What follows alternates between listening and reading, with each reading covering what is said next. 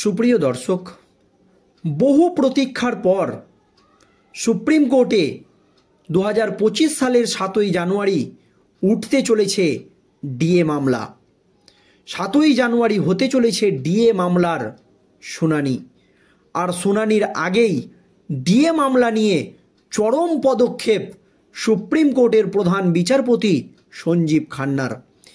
এমন পদক্ষেপ নিয়েছেন সঞ্জীব খান্না, তিনি যে এই পদক্ষেপ নেবেন তা স্বপ্নেও কল্পনা করতে পারেনি সরকারি কর্মচারীরা, যে এই পদক্ষেপ সুপ্রিম কোর্টের বর্তমান প্রধান বিচারপতি সঞ্জীব খান্না নেবেন। দর্শক, আপনারা জানেন ন্যায্য ডিএ আদায়ের দাবিতে দীর্ঘদিন ধরেই কলকাতার শহীদ মিনার চত্বরে আন্দোলন চালিয়ে যাচ্ছে রাজ্য সরকারি কর্মচারীরা।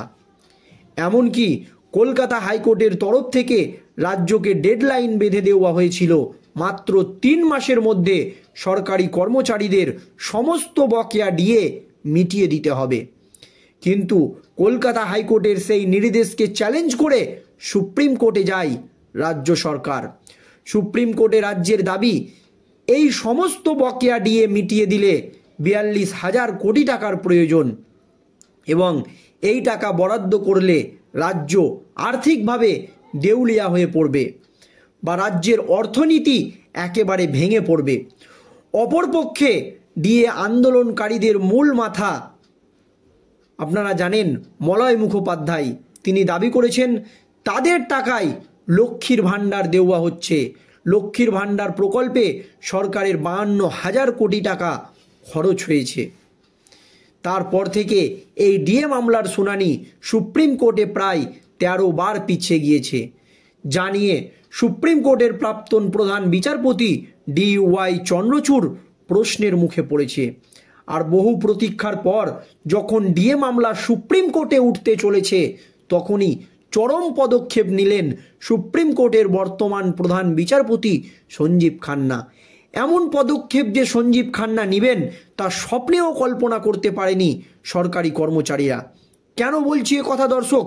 দেখুন, একের পর এক তারিখ সামনে আসছে, তবে মামলার জোট খোলার কোনো নামই নেই। সেই 2022 সালের নভেম্বর থেকে সুপ্রিম কোর্টে চলছে রাজ্য সরকারি কর্মীদের ডিএ মামলা। এখনও সুরাহা হয়নি, এখনও পর্যন্ত 13 বার পিছিয়েছে ডিএ মামলা।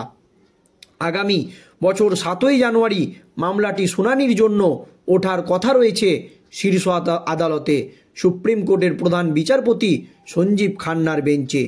তবে সেই দিন কি মামলাটি উঠবে আদালতে, এই নিয়ে আশঙ্কায় রয়েছেন সরকারি কর্মচারীরা, আশঙ্কার প্রহর গুনছেন। ইতিমধ্যেই প্রকাশিত হয়েছে অ্যাডভান্স লিস্ট, যদিও তা দেখে 7ই জানুয়ারিতে সুপ্রিম কোর্টে ডিএ মামলা উঠবে কি না তা বোঝা দায়। কারণ অ্যাডভান্স লিস্টের 706 নম্বরে ক্রমতালিকায় রাখা হয়েছে ডিএ মামলাটিকে। তাহলে কি ডিএ মামলা নিয়ে গভীর ষড়যন্ত্র? একেবারে পিছনের দিকে 706টি মামলার পর এই ডিএ মামলাকে রাখা হয়েছে। তাই বর্তমানে ডেইলি গজ লিস্টের অপেক্ষায় রয়েছেন রাজ্য সরকারি কর্মীরা, তারপরই সবটা পরিষ্কার হবে।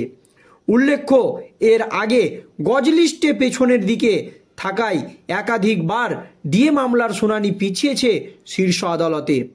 এবারেও যদি তেমনটা হয়, সেই চিন্তায় কপালে ভাঁজ পড়েছে সরকারি কর্মচারীদের। ডেইলি গজ লিস্ট বেরোলে তা নিয়ে জানিয়ে দেবেন বলে জানিয়েছেন কনফেডারেশন অফ গভর্নমেন্ট এমপ্লয়িজের সাধারণ সম্পাদক মলয় মুখোপাধ্যায়। প্রসঙ্গত, সুপ্রিম কোর্টে এখন পশ্চিমবঙ্গের যে ডিএ মামলা চলছে সেটা পঞ্চম বেতন কমিশনের আওতায় বকেয়া থাকা মহার্ঘ ভাতা সংক্রান্ত। বর্তমানে ষষ্ঠ পে কমিশনের আওতায় 14% হারে মহার্ঘ ভাতা পাচ্ছে সরকারি কর্মীরা। 2022 সালের 20 মে ডিএ মামলা হাইকোর্টে উঠলে আদালতের নির্দেশ ছিল 3 মাসের মধ্যে রাজ্য সরকারি কর্মচারীদের বকেয়া ডিএ মিটিয়ে দিতে হবে।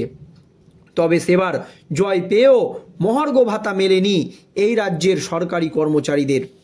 এরপরই উচ্চ আদালতে ডিএ রায়কে চ্যালেঞ্জ জানিয়ে রিভিউ পিটিশন দাখিল করেছিল রাজ্য, যদিও তা খারিজ হয়ে যায়। এরই মাঝে 3টি রাজ্য সরকারি কর্মচারী সংগঠন রাজ্যের বিরুদ্ধে আদালত অবমাননার মামলা দায়ের করে। এই মামলার মধ্যে পাল্টা সুপ্রিম কোর্টে যায় রাজ্য। সেই 2022 সালের নভেম্বর থেকে সুপ্রিম কোর্টে ডিএ মামলা চলছে। গত 2022 সালের 20 মে কোর্টের নির্দেশ ছিল যে 3 মাসের মধ্যে রাজ্য সরকারি কর্মচারীদের বকেয়া ডিএ মিটিয়ে দিতে হবে। এরপরই রাজ্য সরকার স্পেশাল লিভ পিটিশন দায়ের করে। সেই প্রেক্ষিতে মামলা শুরু হয়। তারপর থেকে আরও একাধিকবার সুপ্রিম কোর্টে ডিএ মামলা উঠলেও বারবার সময়ের অভাবে কোনো না কোনো কারণ দেখিয়ে পিছিয়ে দেওয়া হয়েছে। এরপর 7ই জানুয়ারি জাস্টিস ঋষিকেশ রায় এবং জাস্টিস এস ভাট্টির বেঞ্চে এই মামলাটি উঠতে চলেছে। তার আগেই ডিএ মামলা নিয়ে কি গভীর ষড়যন্ত্র? কেন 706 নম্বরে এত গুরুত্বপূর্ণ একটি মামলার শুনানি রাখা হলো, এই নিয়ে প্রশ্ন উঠে গিয়েছে। তাহলে কি বহু প্রতীক্ষার পর প্রায় 13 বার শুনানি পেছানোর পর যে ডিএ মামলা উঠতে চলেছে সুপ্রিম কোর্টে, সেই মামলাকে কেন 706 নম্বরে রাখা হলো, এই নিয়ে কিন্তু ইতিমধ্যেই প্রশ্ন উঠতে শুরু করেছে।